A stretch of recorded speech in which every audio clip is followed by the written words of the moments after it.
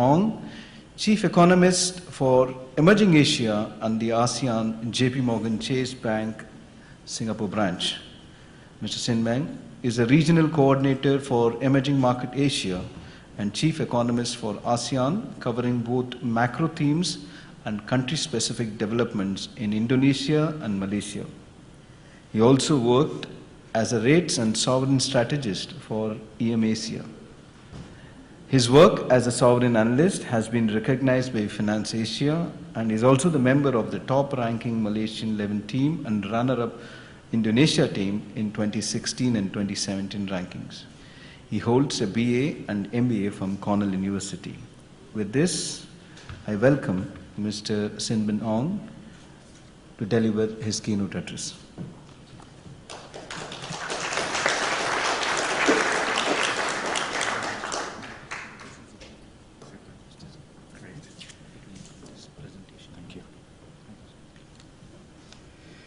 Good morning, everyone. I'm delighted to be here, and I'm delighted to see all of you here, actually, after, I think, almost 2 years of absence following COVID. As you can imagine, it's been unprecedented, and I'll probably be using that word several times during the course of this conversation. What I'd like to do today is just to give you a sense of how we're thinking about things more broadly, but more importantly, just to give you a sense of the different elements that we think are coming together over the next 3 to 6 months that we think will effectively lead to potentially continued uncertainty, unfortunately. But before I start, and let me just preface this discussion by saying that what we do in economics is actually something, I would say, makes us very humble. All of us in the team are very humbled by the things we've seen and the experiences we've had in the last couple of years especially. And I know many of you, and myself included, have actually met with tragedy over these couple of years. And so I say these things with a good degree of respect for what's happened and what we think will happen in the coming months.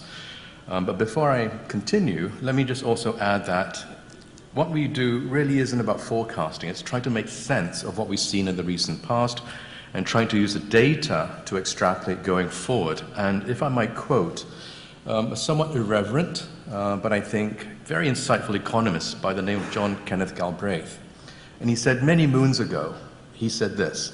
He said, the whole point of economic forecasting is to make astrology look respectable. So with that in mind, let me present to you some of our observations. And there are 3 elements to this, or 3 parts to this, if you will. The first is just describing where we've come from and how this has actually been, again, to use the word, an unprecedented situation in the economics field. And I'll be presenting several charts that will hopefully speak to this. The second that relates to the first is we are effectively going through an unprecedented, again, inflationary environment. This reflects effectively, in our view, a culmination or a conjuncture of multiple forces coming together in a way that we've not seen before. Not since probably the 1970s, and definitely not since in the last 20 years. And hopefully, I'll use this as an example of Singapore. I mean, many of you probably experienced some of this yourselves firsthand. But let me just describe to you what's happening in Singapore so you get a sense of what is happening more broadly, not just in Singapore, but also across the different geographies as well, because we like Singapore in as much as it is a global price taker for all things, for all prices. So it's effectively a good, if you will, paradigm for some of the forces that we're seeing. And finally, I would be remiss if I did not talk about US policy. What we're expecting to see in this year, probably next, is a function of 2 tightening policies. The first of which is the Fed funds rate. We've already seen a fairly material move in the Fed funds rate. The Treasury market has moved in response. But also within that is a tightening that we've not seen, I would say, since 2019, called quantitative tightening. This is effectively an environment where the Federal Reserve will be winding down its balance sheet.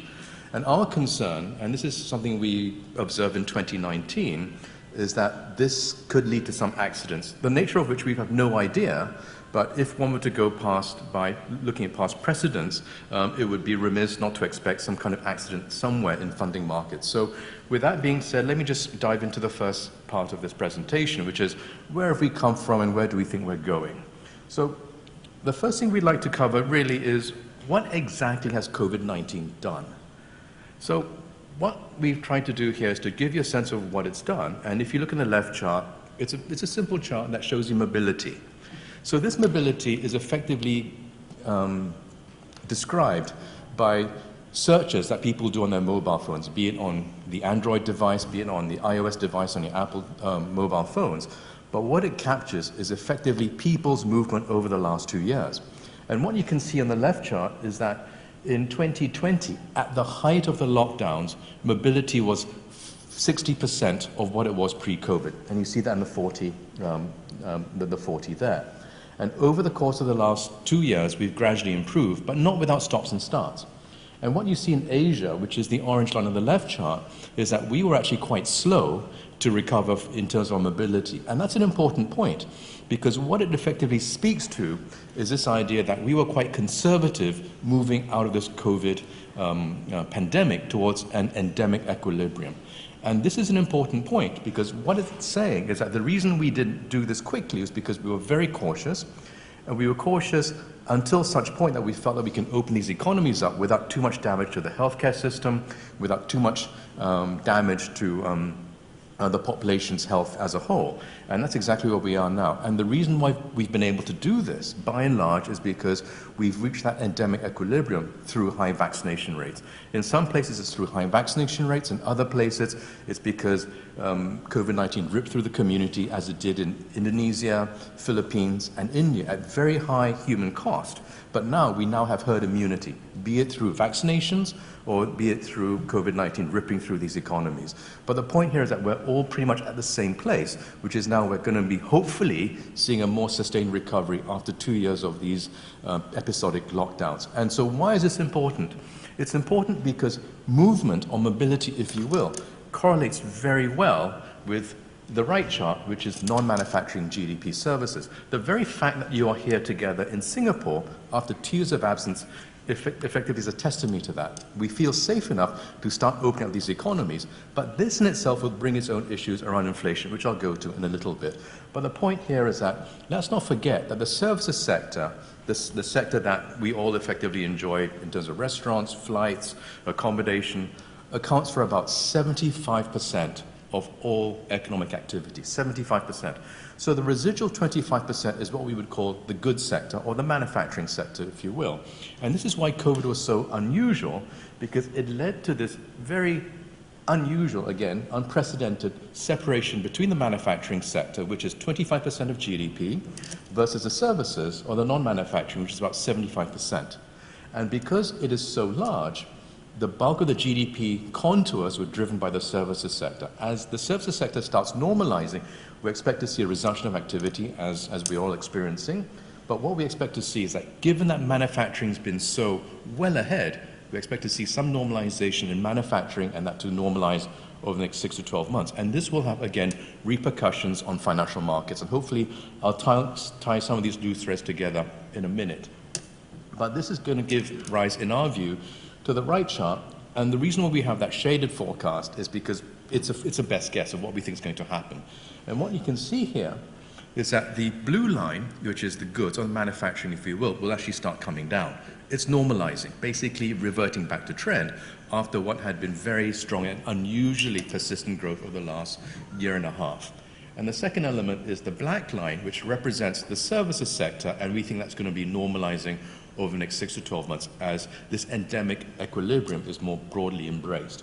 And this will, again, bring some interesting, we think, economic threads to the fold, which we think will cover off over the inflation, in the inflation discussion. But let me just share with you in terms of what particular sectors in services have actually been badly affected, the worst affected, and in which countries have we seen actually the worst impact. And you can see here on the left chart, apologies again if this is coming up not as clearly as we'd like, but you can see that on the left bar chart, it's Thailand, Malaysia, Indonesia, Singapore, the ones that have been most badly affected in terms of services output. And it shouldn't be surprising, because these are all small open economies, very exposed to tourism and travel. And because we now expect tourism and travel to actually pick up, we expect to see a more sustained recovery in these economies. But within that, within the services sectors, which sectors have been most affected? Again, on the right chart, accommodation and food, which is hotel, restaurants, and transportation and storage. Transportation speaks for itself, basically flights. But the main point here is that we have a lot of catch-up to do. And this is the good news in the sense that we should see a recovery continue over the next 3 to 6 months at least, as these sectors which were lagging over the last 2 years now start catching up. Now, what's the bad news? The bad news is that this strength in manufacturing, we think we will now start to see ebb. And this again will have some certain manifestations in financial markets. And let me speak to this a little bit. But before I do that, let me just give you a sense of how unusual this has been. As you saw in the chart earlier, manufacturing was running well ahead of services. But what the left chart on the top left captures is where we are relative to the historical trend. So that chart on the top left goes back 12 years. And what you can see there is that that blue line effectively breached the one standard deviation, meaning that it was growing well above what we've been accustomed to. So if you have colleagues and friends who are in the manufacturing sector, in the export sector, they're probably very pleased with what's happened. But what it effectively captures is that we were running well ahead of what we had experienced in the last 10 to 12 years. But the main point is this, is that we think this is going to come down to earth. And where do we start seeing that? Now, it's in the US. Let me just start with this on the left chart. So what the left chart captures is a very simple idea that US capital intentions are now going down very quickly. So what is this capital intentions chart? It's effectively a survey of amongst all the different Federal Reserve, regional Federal Reserve heads, effectively running surveys to see what are your capital intentions over the next 3 months or 6 months or whatever have you. And what it's effectively saying is that our intentions for capital spending are coming down. And where does this manifest? It manifests most clearly in durable goods demand. So durable goods shipments, basically the orange line, will now follow the blue line in our view. And why is this important? It's important because it relates directly to us in Asia. And let me just explain that to you in a bit. But the main point of this is that all the indicators that we look at suggest that we expect to see some slowing coming on the export side. And you can see this very clearly on the left side. So that durable goods orders ex-transportation chart that I showed you earlier, that one, the blue line on the left side, is now coming down. We think it's going to be coming down. And why is this important? Because if you overlay Asian exports against US capital goods spending or US durable goods spending, it's almost a perfect fit. So what it's effectively saying is that our exports in Asia, given the tight fit with what's happening in the US, should start decelerating quite soon, if not already. So anecdotally, when we talk to our colleagues who work in the tech space, in electronics and semiconductors, they're all saying they expect to see a softer second half. So pretty much everything is aligning. And one of the privileges of working in JP Morgan in research is that we sit at the hub of a whole bunch of different colleagues who are experts in their field, and all we have to do is just to pick up the phone and say, what are you seeing in your sector? And this gives us a fairly good comprehensive view of what's happening. And what we think we're seeing is this slowdown that's coming, could be coming quite quickly. And this is important because if you look on the right chart, this is overlaying exports of Asia against the ADXY. So for those who are not familiar with the ADXY, it stands for the Asian Currency Index. It is the converse of the DXY, which is a dollar index. What it's effectively saying is that if we are right, that we should start seeing capital spending in the US come down, we should start seeing exports come down, we should naturally expect to see Asian currencies depreciate versus the dollar. And that's exactly in our forecast. We have in our forecast around 3 to 5% depreciation of Asian currencies versus the dollar. And this is why trying to tie these macro variables to financial variables, I think, is actually quite helpful because it gives us a sense in terms of what to look for next. Because in so doing, it effectively tries to relate the real sector variables to the financial markets. And if these correlations are right, again, if these correlations are right, and they have been right, frankly speaking, for the last 22 years, there's no reason why they should change. If our forecasts are right, again, in inverted commas, these are best guesses, then we should see the dollar continue to strengthen versus Asian currencies. And so this is why, again, it's important to get a sense of where we're going, because this, we think, will actually lead to some outcomes in financial markets reflected, among other things, in terms of currency movements here. So whether this is a good thing or bad thing from a gold perspective, I don't know. I'll leave it to experts to actually discern that. But what we can say is that we should expect the dollar strength that we've seen already for some months to continue if these relationships hold. And this is actually quite a stunning result, because one would have thought that exports kind of played second fiddle, but actually when we ran these numbers, we were actually surprised by these outcomes. But again, what it really speaks to is this general observation that we try to make that speak to some sense in terms of what's happening in financial markets. So bottom line here is that we expect to see the dollar to strengthen 3 to 5% versus the euro, and 3 to 5% similarly against Asian currencies as well. And let me transition a little bit away from the FX side to what's happening on inflation. And I'm going to use this word again. I'm going to use it multiple times: unprecedented. So I'm picking on Singapore, partly because we are here, but partly because Singapore is a very interesting paradigm in the sense that it captures pretty much all price processes that's happening in the rest of the world. Because Singapore being an open economy, we depend on the rest of the world for our goods and services.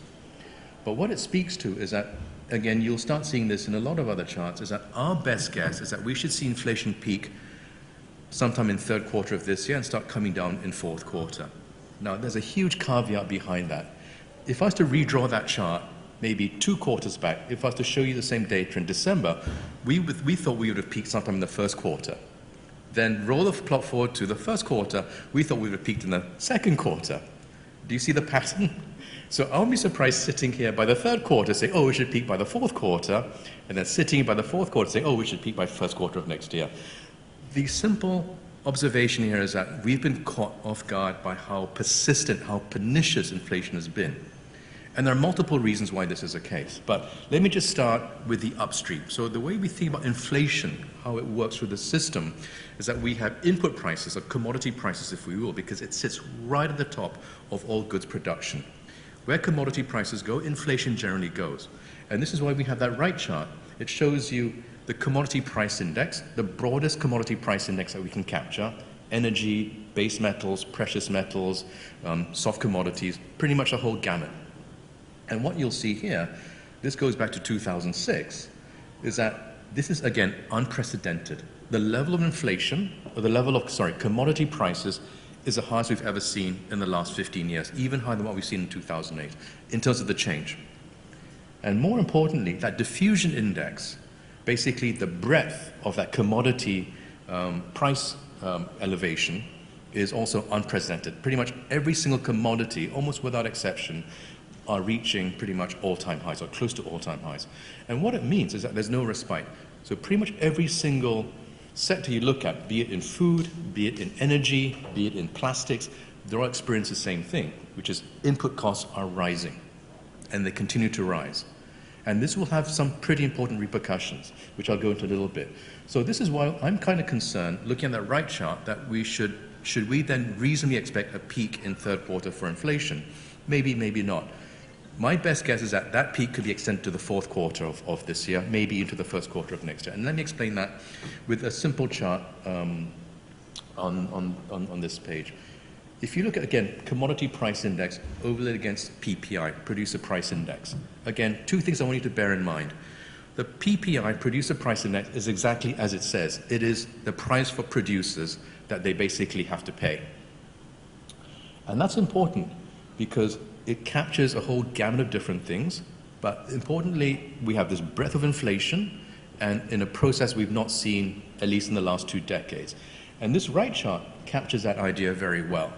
So the right chart is very simply Singapore's domestic supply price index. As I mentioned to you before, Singapore is a small open economy, we are a global price taker, and what's happening in terms of our prices manifests or captures what's happening in the rest of the world quite well. And it's that blue line on that right chart that I'd like you to focus your attention to. This goes back 21 years, back to 2001. That blue line, starting in 2001, had been disinflating, basically, in fact, deflationary from 2001 to 2021, going from a level of maybe 120 in 2001, and to a low of 95 by 2021. But look what's happened since then. It's gone from 95 to about 110. Again, unprecedented. And it's across all products. What we're seeing here is this manifestation of what's happening in the commodity space. Not only that, it's a bunch of other things as well. And one of the things that concerns us is the fact that that inflation, that pickup in that domestic supply price index doesn't seem to be stopping anytime soon. Let me just focus a little bit on one sector that is basically going to be impacting all of us, which is the energy sector. And for those of you who live in Singapore, my commiserations to you because we face the same pressures. But these are diesel prices and motor gasoline prices on the left chart. And what you can see is that there's been a non-linear acceleration, despite oil prices going up, but not nearly as fast. So the question we ask ourselves, okay, we notice pump prices are rising quickly, probably faster than what we're seeing in crude oil prices. Why is that? And this speaks to what's happening not just in the oil and gas sector, but across other sectors as well. Capacity constraints. And that right chart shows you what's happening. Again, it goes back to 2007 because we don't have history that goes much beyond that. It shows you the relationship between crude oil and diesel price. And you can see for a very long time, from 2007 until 2021, that the blue line and the orange line were basically sitting on top of each other, in fact, perfectly correlated, until late 2021, 2022. So if you look at diesel prices, it's equivalent to about $170 crude oil per barrel. Why is that? Simple reason is because there's not enough capacity in terms of the refineries. So even though oil prices are going up, there's not enough capacity in oil refineries to supply all the fractional products that the world needs. So we're talking about distillates such as fuel oil, aviation turbine kerosene, we're talking about motor gasoline, we're talking about diesel. And our concern as we move towards the summer months, particularly in the US and Europe, there's going to be demand for motor gasoline for driving.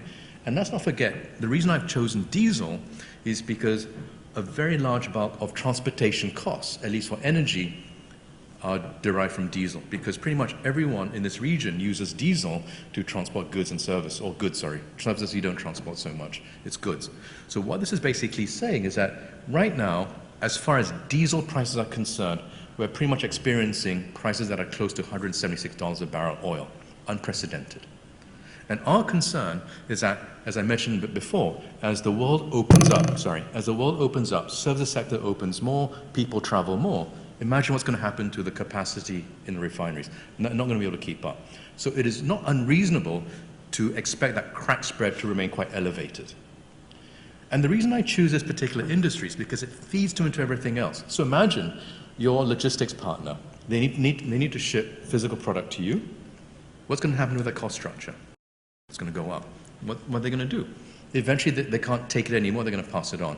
So this process, I would say, is quite early stage. It is still working through the system, which is why I say, even though we do have inflation in Singapore peaking by the third quarter of this year, if this process continues, as we suspect it might, then it is not unreasonable to expect the peak to be pushed further out.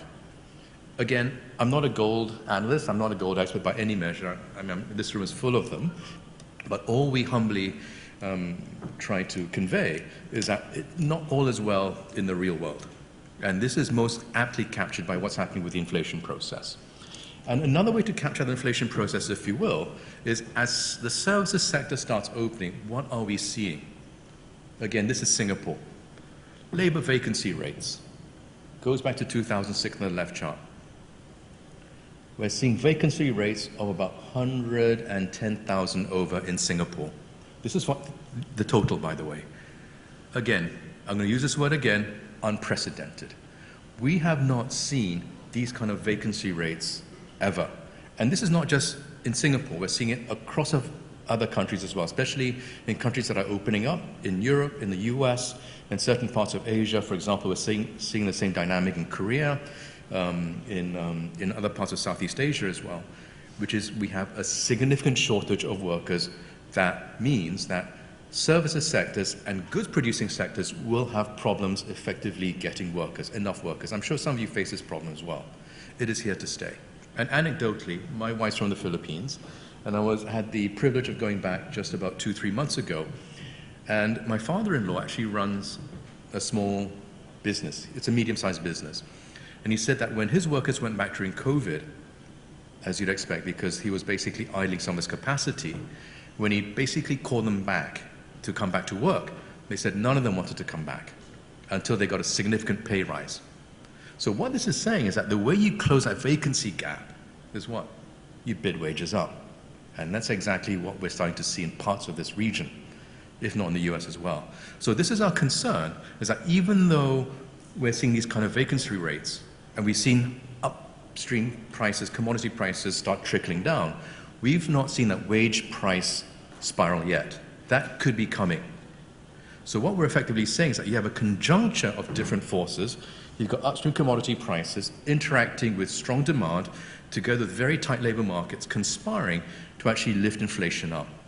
So that's our concern, is that, again, these are conditions we've not seen, that I've not seen in my lifetime, and I'm sure some of you probably have not either. So again, it's unprecedented, and I think this is something we need to be concerned about as we think about how we think our businesses. And one way we'd like to capture this idea of these fairly powerful prices or inflationary effects is this right chart. Again, Singapore. And what we do here is, on the right chart, is that blue line is food, excluding food services. So this is just raw food, as raw as you can get. So this would be meats, fish, vegetables, whatever have you. That blue line is starting to come down. But the orange line is what I'd like for you to focus on. That orange line is food services. What are food services? It's restaurants, it's catering services, anything with a services component that basically provides food to us. Restaurants, catering, whatever have you. And that orange line is going through the roof. And I like what it captures, because it captures not only input costs in terms of food prices, but it also captures the cost of the services component of delivering that food service to us. It's going through the roof. And the latest data is April. It's showing no signs of coming down. In fact, one can argue that that's going to be going up. And my concern about this is that we've seen a whole gamut of input prices into soft commodities rising. For example, fertilizer prices are going up, potash prices remain elevated, phosphate prices remain elevated as well. What this means is that the cost structure for your farmers is going up. At the same time, we have shortages because of what's happening in Russia and Ukraine, which means, therefore, we could be seeing elevated food prices for as long as the next 3 to 6 months. And when we speak to our commodity analysts who cover the softs, wheat, corn, whatever have you, they're saying that we should expect to see some physical shortages if these conditions remain by the turn of the year or early next year. So this is a fairly, I would say, negative environment for inflation, because input costs are rising and we could potentially see physical shortages, which means when we put all of this together, the general direction of travel for inflation over the next 3 to 6 months, maybe even beyond, is more up than down. And this is what I'd like to leave you with, is this idea that what we're seeing today is a conjuncture of forces that we've not seen over the last 20, 30 years, that we think will bias price-setting behavior up. Yes, sir? Would you think that we're heading towards stagflation? Is that what you It's something that we don't like using, but when I just look at the data purely at face value, things are slowing down. Inflation's going up. If you define stagflation as growth slowing down, inflation going up, then perhaps that's what we're seeing already. And the question is, in that kind of environment, what financial market asset does well? Again, I don't know, but I think it's certainly worth pondering. I would argue gold and silver as well. Even better. But again, what it does suggest is that the processes that we've have basically put in place, we think are here to stay for a period of time. Which is why, let's moving on to this last idea, what's the Fed doing about it? The Fed is very concerned. They have an inflation mandate, 2% average inflation target. And what do we expect to see? So, as you've seen, the 10-year US Treasury yields have risen. We think they're going to hit around 3.2% by sometime next quarter. But look at what inflation's doing. We have that again, like in other charts that I've shown you, coming down sometime next year. But if we're wrong on that, and the Fed continues to tighten, what does it mean? It still means that if you look on the right chart, that real rates will still be quite negative.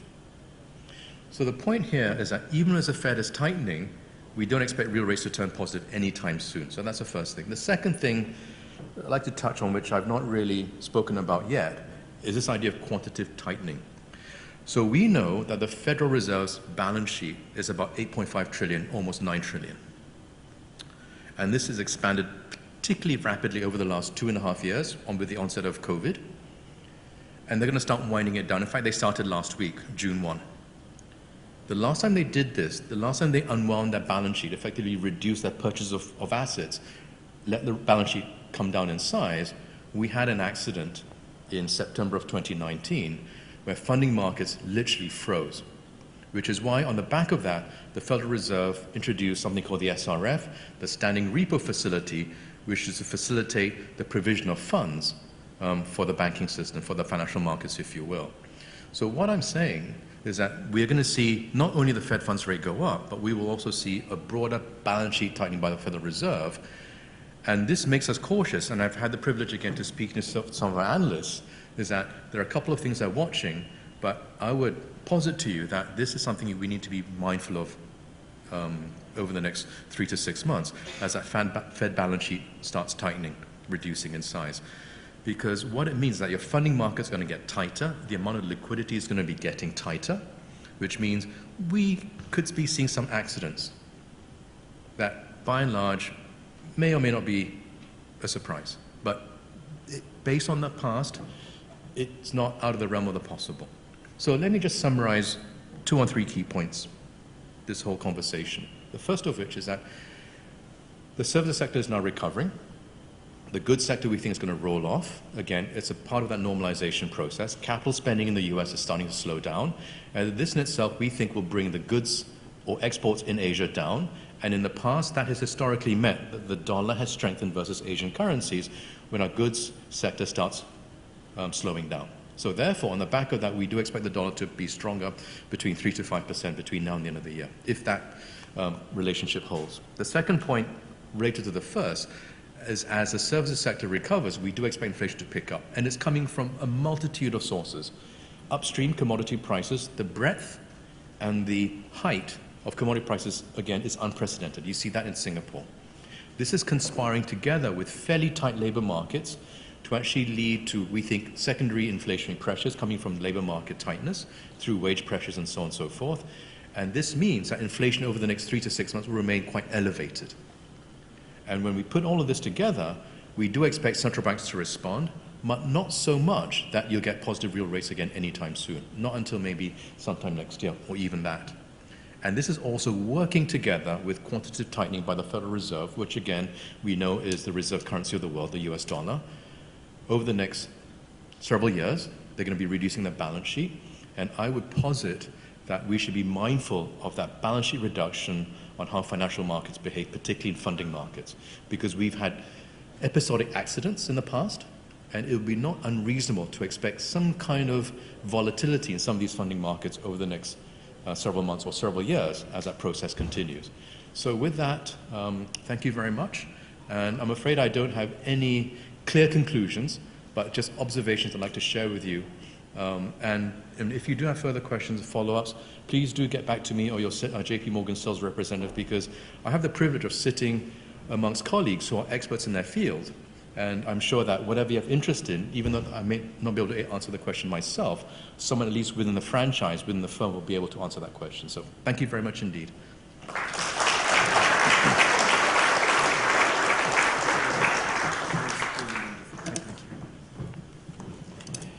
That was indeed a pleasure listening to Mr. Sin Beng Ong. So beautifully, he has simplified what's happening in this complex world. And please do stay with us, sir, because many of us would like to know more, learn more during the break time. With this, we come to the end of the first session. Thank you very much, ladies and gentlemen. We have a coffee break now for 30 minutes. We will be back at 11:15 a.m. for round of discussions on interesting topics. Go get a cup of coffee and be back here. We will start at 11:15. Thank you very much.